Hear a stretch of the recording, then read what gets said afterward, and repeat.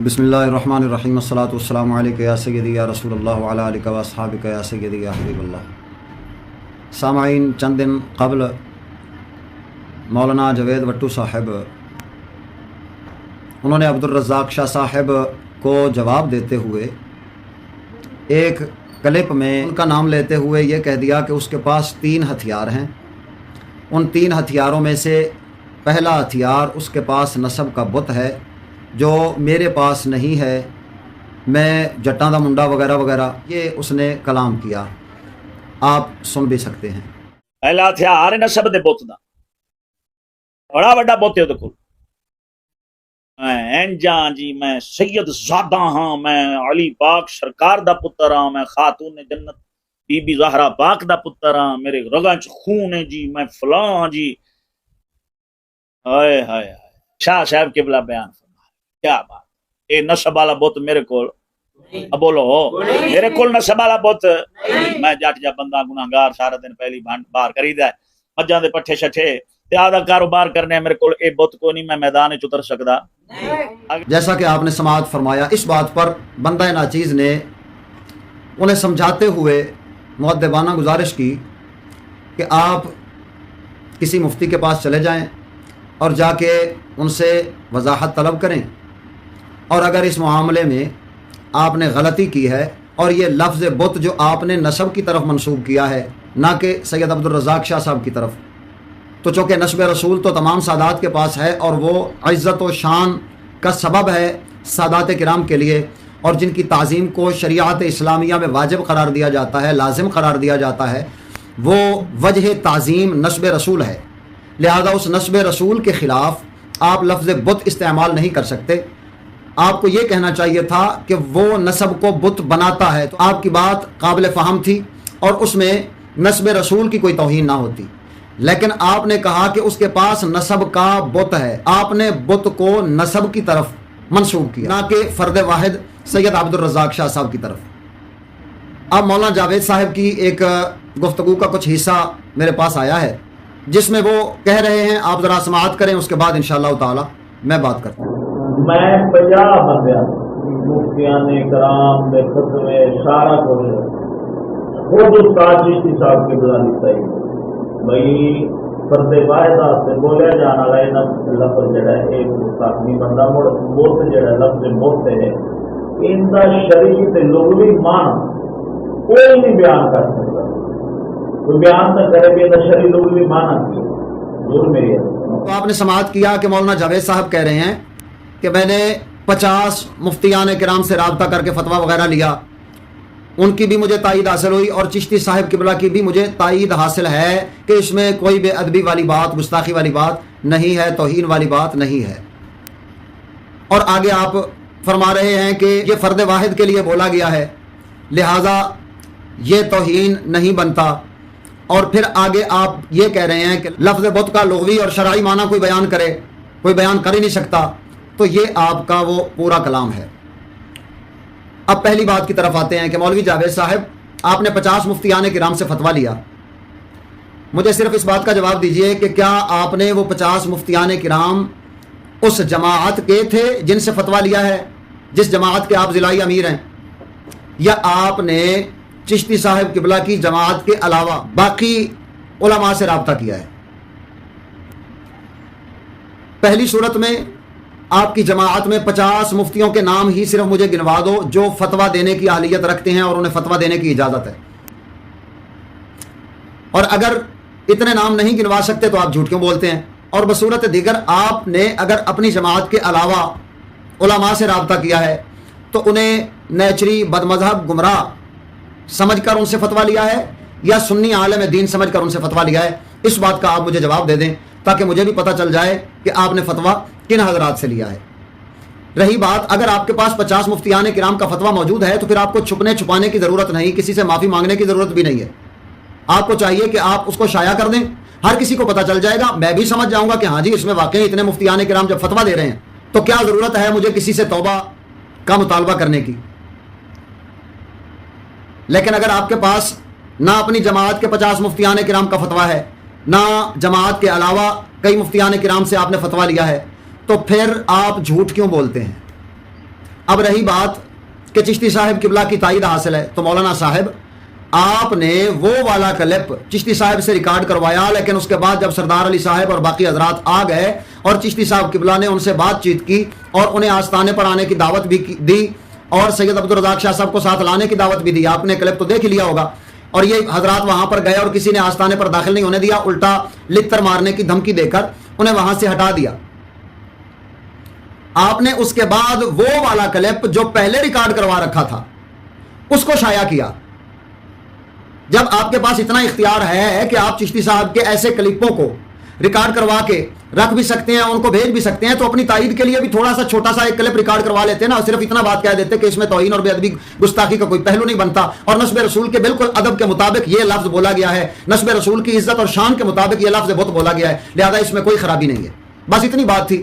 جب اتنے لمبے لمبے 5-5 منٹ کے آپ کلپ ریکارڈ کروا لیتے ہیں تو 1 منٹ کی ریکارڈنگ بھی لے سکتے تھے نا آپ تائید کے لیے، نہیں لائے، اس کا مطلب ہے دال میں کچھ تو کالا ہے نا۔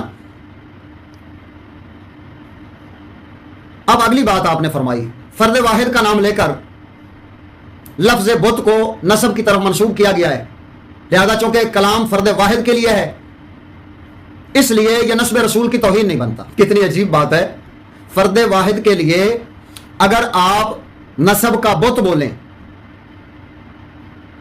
اور نسب ہی کو بت کہہ ڈالیں تو وہ نسب رسول کی توہین نہیں بنتا بلکہ اس فرد واحد کی توہین بنتا ہے۔ کیا یہ آپ کہنا چاہتے ہیں کیونکہ آپ کے کلام سے واضح نہیں ہوا؟ اور مجھے نہیں لگتا کہ یہ سبق آپ کو چشتی صاحب نے پڑھا کے بھیجا ہے، اور اگر پڑھا کے بھیجا ہے تو پھر آپ کی وہی والی بات ہے کہ کسی بندے نے ایک جگہ پر کھچڑی کھا لی اور کھچڑی کھانے کے بعد اس کو مزہ آیا تو اس نے کہا یار یہ کیا چیز ہے، اس کا نام کیا ہے تاکہ میں گھر میں جا کے بنوا لوں، تو انہوں نے نام بتا دیا کھچڑی، کھچڑی یہ پکانا شروع کر دیا، پکاتے پکاتے پکاتے پکاتے وہ راستے میں بھول گیا، اس کو کسی اور بات کی طرف متوجہ ہوا تو یہ نام بھولا، دیر کے بعد وہ اڑ چڑی اڑ چڑی اڑ چڑی اس نے کرنا شروع کر دیا۔ گھر میں آیا اور گھر والی کو کہنے لگا مجھے اڑ چڑی پکا کے دو، اس نے کہا میں تو نہیں جانتی اڑ چڑی کسے کہتے ہیں آپ۔ تو مولوی صاحب آپ کا وہی والا حال ہے، یا تو آپ کو چشتی صاحب نے بتایا نہیں ہے اور یہ الفاظ چشتی صاحب کے ہیں نہیں، یا پھر آپ نے اڑ چڑی والا کام کیا ہے، لفظ کھچڑی کو بھول گئے ہیں۔ او مولوی صاحب فرد واحد کے لیے اگر لفظ بولا گیا ہے تو اس کا کیا مطلب ہے؟ فرد واحد سید ہے اور تم کہہ رہے ہو اس کے نسب کو بت، کہ اس کے پاس نسب کا بت ہے، تو اب نسب کو بت کہنے والا جو کام کیا ہے وہ فرد واحد کے لیے ہو یا افراد کثیرہ کے لیے ہو، کیا فرق پڑتا ہے؟ نسب رسول ایک کے پاس بھی ہے، ہزاروں کے پاس بھی ہے۔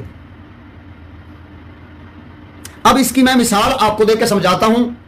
سیانے کہیں دینے بھائی کسی نے چنڈی وڈیاں پتہ لگ جاتا ہے تو کسی نے سوا مارنا پیندا، معذرت کے ساتھ اب ایسی مجھے مثال دینی پڑ رہی ہے۔ آپ سے اگر کوئی بندہ یہ کہے کہ مولوی جوید صاحب تواڈے کولے شخصیت دا بت ہے، تواڈے کولے جماعت دا بت ہے، اب آپ کو اس بات پر ناراض نہیں ہونا چاہیے اور اس پر حضرت کی بے ادبی بھی نہیں سمجھنی چاہیے اور اپنی جماعت کی توہین بھی نہیں سمجھنی چاہیے۔ اگرچہ آپ کی جماعت کو بت کہا جا رہا ہے اور آپ کی کسی شخصیت کو بت کہا جا رہا ہے، لیکن غصہ نہیں کرنا چاہیے کیونکہ یہ عین ادب کے مطابق ہے اور اس میں کوئی توہین اور بے ادبی کی بات ہی نہیں ہے۔ اور جب آپ کو شخصیت پرست کہوں تو آپ کو غصہ لگ جاتا ہے، کیوں جی مجھے شخصیت پرست کیوں کہہ رہے ہو؟ جب آپ کی شخصیت کو بت کہہ دیا جائے تو آپ کو غصہ لگ جاتا ہے اور گالیاں دینا شروع کر دیتے ہیں، اور آپ کو یہ بھی بھول جاتا ہے کہ سامنے بات کرنے والا وہ نسب رسول رکھتا ہے، حالانکہ آپ کا یہ دعویٰ ہے کہ آپ سادات سے محبت کرتے ہیں، تو سادات اگر آپ سے اختلاف کر لیں کسی شرعی مسئلے میں، وہ بھی دلائل شرعیہ کی بنا پر، تو آپ اس شخصیت سے اختلاف کی وجہ سے لوگوں کو گالیاں بھی دیتے ہیں، لوگوں کی بے ادبی اور توہین بھی کرتے ہیں اور ان کے نسب کو بھی بت کہہ دیتے ہیں۔ تو مولانا صاحب آپ کی محبت سادات کرام سے تو نہ ہوئی، پھر تو محبت شخصیت سے ہوئی کہ جو شخصیت کو سید مانے گا اس کا ادب اور احترام بھی کیا جائے گا، اور جو شخصیت کو نہیں مانے گا پھر اس کا سادات ہونا بھی مانا نہیں جائے گا، اس کا مسلمان ہونا بھی نہیں مانا جائے گا، اس کا سنی ہونا بھی نہیں مانا جائے گا۔ تو یہ پھر شخصیت پرستی اور بت پرستی نہیں ہے تو اور کیا ہے؟ لیکن آپ اب اس بات سے ناراض نہیں ہوں گے اور نہ ہی آپ کی جماعت کے دوسرے حضرات ناراض ہوں، کیونکہ آپ نے جو سبق سنایا ہے اور میں نے ریکارڈنگ چلا دی ہے کہ فرد واحد کے لیے بولا گیا یہ لفظ جب نسب رسول کی بے ادبی اور توہین نہیں بنتا تو پھر آپ یہ بھی سمجھ جائیں کہ آپ کی شخصیات کے لیے بھی یہ بے ادبی اور توہین نہیں بنے گا اور آپ کی جماعت کے لیے بھی یہ بے ادبی اور توہین نہیں بنے گا. اور میں یہ بھی واضح کر دوں کہ شخصیات میں آپ سعد الدین صاحب قبلہ کو نہیں رکھ سکتے، کیونکہ ان کی توہین تو آپ کے سامنے ہوتی رہی ہے اور آپ سنتے رہے ہیں اسی ریکارڈنگ میں. یہ نذیر لوہار صاحب ہیں منڈی احمد آباد والے، جو یہ بات کر رہے ہیں سعد الدین صاحب کے خلاف، اور آپ وہاں پر بیٹھ کے مزے سے سن رہے ہیں اور اس کو ٹوک بھی نہیں رہے کہ تم سعد الدین کی توہین کر رہے ہو. یہ ذرا سماعت فرما لیں.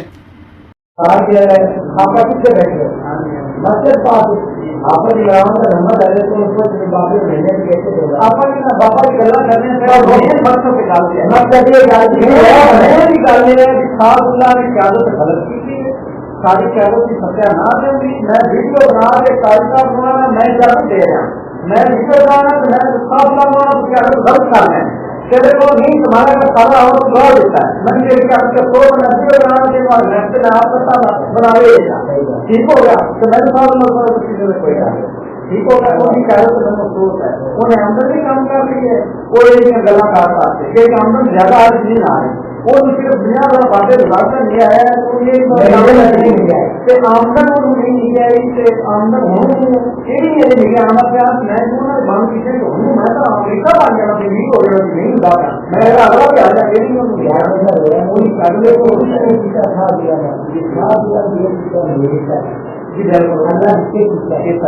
دو باری ٹرائی جی میں رکھتا کیوں جی میرا مطلب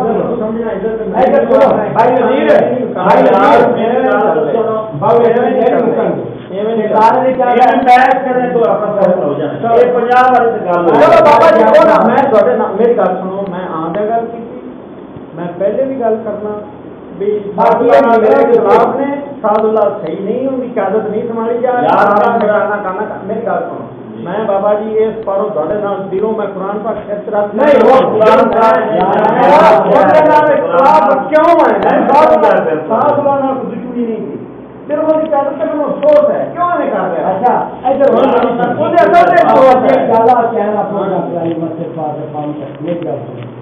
میں علاج کیا ہے پہلے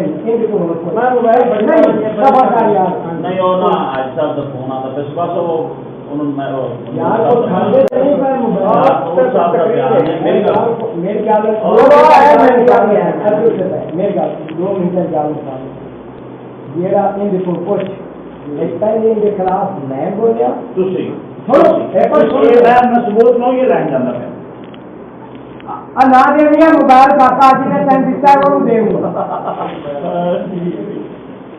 تو آپ نے سن لیا کہ نذیر لوہار صاحب وہ سعد الدین صاحب کے خلاف اپنی زبان بے باکی کے ساتھ کھولتے ہیں اور کئی لوگوں کے سامنے کھول رہے ہیں.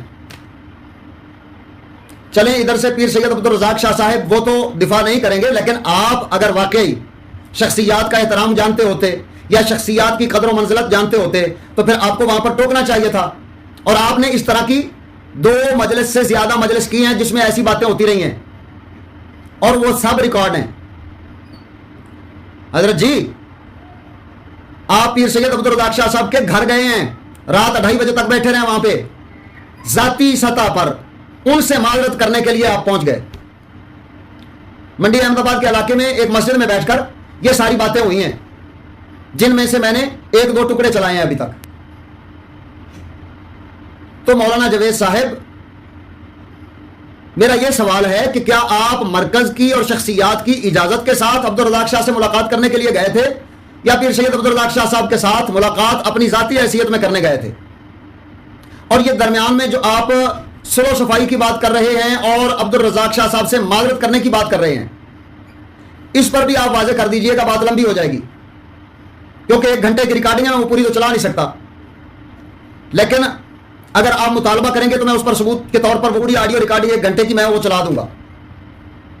لیکن حضرت جی آپ نے پیر عبد الرزاق شاہ صاحب سے معذرت کی، وہ معذرت کس وجہ سے تھی؟ آپ جو صلح صفائی کرنا چاہ رہے ہیں یا معذرت کرنا چاہ رہے ہیں وہ کس وجہ سے کرنا چاہ رہے ہیں؟ اسی وجہ سے کہ آپ نے جو کلپ ریکارڈ کروایا اور اس میں جو آپ نے کہا اس سے معذرت کرنا چاہ رہے ہیں. اس کا مطلب یہ ہے کہ آپ نے اس کو بے ادبی اور توہین سمجھا عبد الرزاق شاہ صاحب کی، اس وجہ سے آپ ذاتی حیثیت میں ان سے معذرت کر رہے ہیں. لیکن جاوید صاحب میں نے پہلے مفتی نور صاحب سے کہا تھا کہ حضرت آپ کو خدا رسول کا ڈر تو نہیں آیا ناراضگی کا، لیکن حضرت کی ناراضگی کا ڈر آ گیا آپ کو. تو اب آپ سے بھی وہی سوال کرتا ہوں کہ مولانا جاوید صاحب مجھے اتنا بتا دیجئے کہ بندہ ناچیز نے صرف آپ کو اللہ کی بارگاہ میں رجوع کرنے کا مشورہ دیا تھا, وہاں سے توبہ اور معافی کا مشورہ دیا تھا, آپ نے اس مشورے کو قبول تو نہیں فرمایا, بلکہ آپ نے 50 مفتیوں کا نام لے کر, چشتی صاحب کا نام لے کر یہ تعویل پیش کر دی کہ فرد واحد اور فلاں فلاں. لیکن آپ مجھے یہ بتائیے کہ آپ نے جو عبدالرزاق شاہ صاحب سے معذرت کرنے کے لیے 2-3 ملاقاتیں کی, وہ 2-3 ملاقاتیں اپنی غلطی کو تسلیم کرنے کے بعد کی, یا آپ اپنی غلطی اسے نہیں سمجھتے تھے اور بغیر غلطی کے معافی مانگنے چلے گئے؟ اور اگر آپ عبدالرزاق شاہ صاحب سے معافی مانگ سکتے ہیں تو اللہ رسول کی بارگاہ میں معافی مانگنے سے آپ کو روکنے والا کون ہے؟ صرف یہ تعویل, جیسے اقبال فرماتے ہیں تعویل کا پھندا کوئی صیاد لگا دے پھر شاخ نشیمن سے اترتا ہے بہت جلد. یہی وجہ ہے کہ آپ شاخ نشیمن سے اتر گئے. وہ خدا تعالیٰ کی بارگاہ میں توبہ کر لی ہوتی مولانا صاحب تو آپ کو یہ منت ترلا کرنے کی ضرورت ہی نہیں پڑتی. لیکن ہے نا حیرت کی بات, کسی کچھ ایسی بھی گسون تو ڈر لگ رہا ہے یا رب تو, وہی بات آپ کی ہے. مولانا صاحب آپ کو لتر کا ڈر ہے, خدا کا ڈر نہیں ہے. اگر ہوتا تو آپ پہلے اپنے رب سے معافی مانگ لیتے کہ ہاں یہ میں نے اپنی بے علمی کی وجہ سے یا سبقت لسانی کی وجہ سے غلط جملہ بول دیا ہے, میں اللہ رسول کی بارگاہ میں توبہ کرتا ہوں, معافی مانگتا ہوں, بس اتنی سی بات تھی. لیکن آپ تعویلات کی طرف چلے گئے. وہ ایک سجدہ جسے تو گرا سمجھتا ہے 1000 سجدوں سے دیتا ہے آدمی کو نجات. اللہ کی بارگاہ میں جھک گئے ہوتے تو آپ کو یہ معذرت نہیں کرنی پڑتی.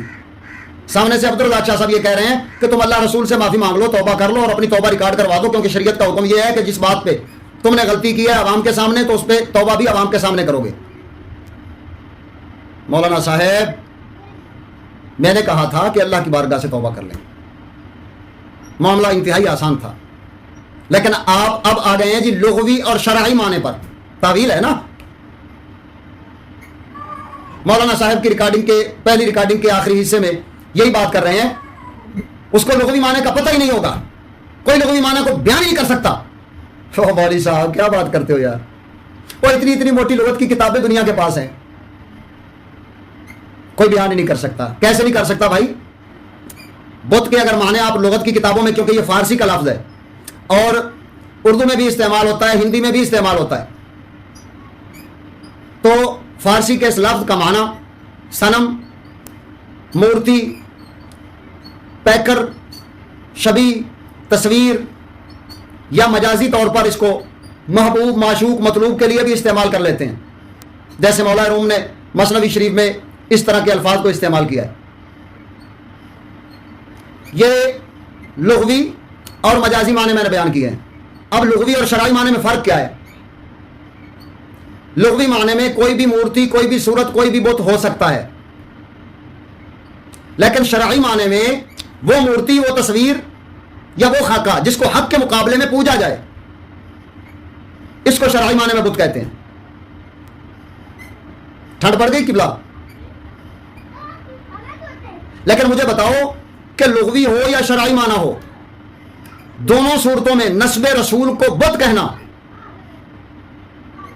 یہ عزت والا کوئی ایک معنی نکال کے بتا دو مجھے بس. اگر تعویل کرنا چاہتے ہیں تو صرف ایک معنی اس لفظ بت سے نسب رسول کے لیے نکال کر دکھا دیں. او مولوی صاحب لغوی معنی میں آپ تعویل کرنا چاہتے ہیں, لیکن ایمان سے بتانا یہ لغوی معنی جب آپ کلام کر رہے تھے اور نسب کا بت کہہ رہے تھے اس وقت اس لغوی معنی کا پتہ تھا آپ کو؟ اگر تھا تو اللہ طلاق کی قسم اٹھا کر کہیے کہ میں نے لغوی معنی ہی استعمال کیا ہے, میں آپ پہ جو ہے نا وہ بات کرنا چھوڑ دوں گا اور کہوں گا کہ ٹھیک ہے آپ نے اگر لغوی معنی استعمال کرتے ہوئے یہ لفظ بولا ہے تو پھر آپ کو توہین نہیں بنتی ہے. میں مان جاؤں گا اگرچہ لغوی میں بھی توہین بنتی ہے, لیکن مولوی صاحب آپ کو بھی لغوی معنی کا پتہ نہیں تھا. یہ سبق آپ کسی سے سیکھ کے آئے ہیں, لیکن نکما سیکھ کے آئے ہیں.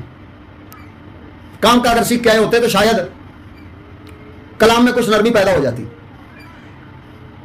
اور شرعی معنی وہ بت جس کو حق کے مقابلے میں پوجا جائے.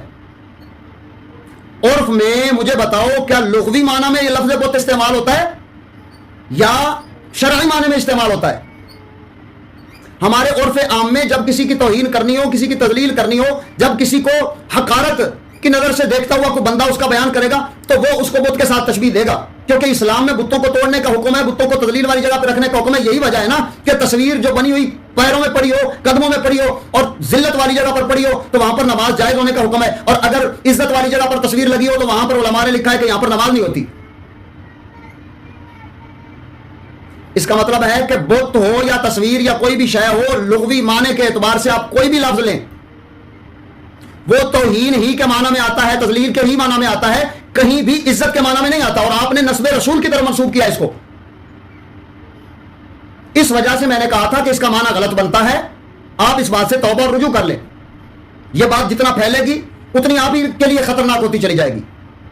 ابھی بھی وقت ہے آپ کے پاس، آپ توبہ کریں، اللہ تعالیٰ کی بارگاہ میں رجوع کریں. میں نے مفتیان کرام کے پاس بھیجنے کا مشورہ تو اس لیے ہی دیا تھا نا آپ کو کہ آپ چلے جائیں، وہ آپ کو سمجھائیں گے، توبہ کروائیں گے، معاملہ ختم ہو جائے گا. ایک چھوٹا سا اعلان جاری کر دیتے کہ یار سبقت لسانی ہوگی مجھ سے، کہنا اور چاہتا تھا، کہا اور بیٹھا ہوں، لہذا اس وجہ سے یہ غلطی لگ گئی ہے مجھے، اللہ رسول کی بارگاہ میں توبہ کرتا ہوں. بس اتنی بات کرنے سے آپ کی جان چھوٹ جاتی. لیکن آپ نے 1000 سجدوں کو پسند کیا، لیکن ایک سجدہ حق کی بارگاہ میں پسند نہیں کیا، وہ توبہ والا سجدہ تھا. لہذا مسلمانوں کے عرف میں یہ لغوی معنی نہیں استعمال ہوتا بلکہ شرعی معنی استعمال ہوتا ہے. وہ کیا کہ ایسا بت جو حق کے مقابلے میں پوجا جاتا ہو. یہی وجہ ہے کہ شخصیات جب حق کے مقابلے میں آ جائیں تو لوگ کہتے ہیں یہ شخصیت کا بت بنا کے بیٹھا ہے. جماعتیں جب حق کے مقابلے میں آ جائیں تو لوگ یہ کہتے ہیں کہ فلاں بندہ اپنی جماعت کو بت بنا کے بیٹھا ہوا ہے. اور مولانا صاحب اختلاف صرف شرعی دلائل میں ہے، چند مسائل میں ہے. ان شخصیات کا احترام میں بھی کرتا ہوں. یہ مثال میں نے آپ کو سمجھانے کے لیے صرف دی تھی، کیونکہ میں اس طرح کے الفاظ بولنا پسند نہیں کرتا ان شخصیات کے لیے جو دین کا ذرہ بھر بھی کام کر رہے ہوں یا دین کی خدمت کر رہے ہوں. یہ بات صرف چوٹ لگانے کے لیے کی تھی تاکہ آپ کو سمجھ آ سکے کہ حقیقت کیا ہے. اگر آپ لفظ بت کو شخصیت کے لیے پسند نہیں کرتے، جماعت کے لیے پسند نہیں کرتے، تو ہم نسب رسول کے لیے کیسے پسند کریں گے؟ کوئی بھی مسلمان اس کو نسب رسول کے لیے کیسے پسند کرے گا؟ اے مسلمان، اپنے دل سے پوچھ، ملا سے نہ پوچھ. ایسے ملاؤں سے مت پوچھو جو صرف تعویل کا پھندا لگانے والے ہیں، آپ کو حقیقت کی طرف لانے والے نہیں ہیں. اگر کوئی آپ کو یہ غلط مشورہ دے رہا ہے کہ آپ اللہ کی بارگاہ میں توبہ نہ کرو کیونکہ آپ نے کوئی غلطی نہیں کی ہے، تو پھر اپنے دل سے پوچھو کہ آپ نے غلطی کی ہے یا نہیں کی ہے. اگر آپ سید عبدالرزاق شاہ صاحب سے معافی مانگنے چلے جاتے ہیں اس وجہ سے کہ ان کے ساتھ معاملہ خراب ہونے کی وجہ سے میرا نقصان ہے، تو مولوی جاوید صاحب اللہ تعالیٰ کی بارگاہ میں اگر معاملہ خراب ہو گیا تو کیا کریں گے؟ مولوی اشرف علی تھانوی جس نے نبی علیہ الصلوۃ والسلام کے علم کو تشبیہ دی تھی، بہائم کے ساتھ، حیوانات کے ساتھ، زید امر بکر کے ساتھ، پاگل مجنون کے ساتھ، تو عرف میں یہ چیزیں مجھے بتاؤ، زید امر بکر، اس کے ساتھ علم رسول کو تشبیہ دینا، اس میں زیادہ ذلت اور حقارت ہے یا وہی جیسے علم رسول کو نبی علیہ السلام کے ساتھ نسبت ہے ویسے ہی نسب رسول کو بھی نبی علیہ الصلوۃ والسلام کے ساتھ نسبت ہے؟ تو آپ سوچیں کہ زید امر بکر، پاگل مجنون، یہ زیادہ ذلیل اور حقارت کی نظر سے دیکھے جاتے ہیں مسلمانوں کی نظر میں، یا بت زیادہ حقارت کی نظر سے دیکھے جاتے ہیں مسلمانوں کی نظر میں؟ اس طرح کی تعویل تو اس نے بھی کی تھی. اس نے کہا تھا کہ نہیں جی، میں نے مطلق علم کو تشبیہ دی ہے، نبی علیہ الصلوۃ والسلام کے علم کو تشبیہ نہیں دی. اور پھر اس نے الفاظ کو بدل بھی دیا تھا، لیکن اس تشبیہ دینے والے معاملے کو اس نے غلطی تسلیم نہیں کیا تھا، توبہ رجوع اللہ نہیں کیا تھا، شخصیت اپنی بچانے کے لیے وہ دلائل دینے لگا تھا. تو اس کا نتیجہ کیا ہوا؟ کیا آج تمہارے نزدیک اشرف علی تھانوی پر جو سیدی اعلیٰ حضرت عظیم البرکت نے فتویٰ لگایا تھا وہ صحیح تھا یا غلط تھا؟ دو جواب مجھے. اور اگر وہاں پر تعویل اس کی کام نہیں آئی تھی کیونکہ اس نے غلطی نہیں مانی تھی اور اس نے علم رسول کی توہین کی تھی، تو مولوی صاحب یہاں پر آپ نے لفظ بت کو نسب رسول صلی اللہ تعالیٰ علیہ وسلم کی طرف منسوخ کر کے توہین کی ہے. توبہ کر لو ورنہ بات ابھی آگے بڑھے گی. اور جن 50 مفتیوں کا آپ نام لے کر جھوٹ بول رہے ہیں نا، آپ نہیں جانتے کہ میں فتوے کہاں سے لینے والا ہوں اور کہاں سے لے چکا ہوں. بات یہیں پر روک دیں گے تو آپ کے بھلے میں رہے گی بات، ورنہ بات آگے چلے گی. اب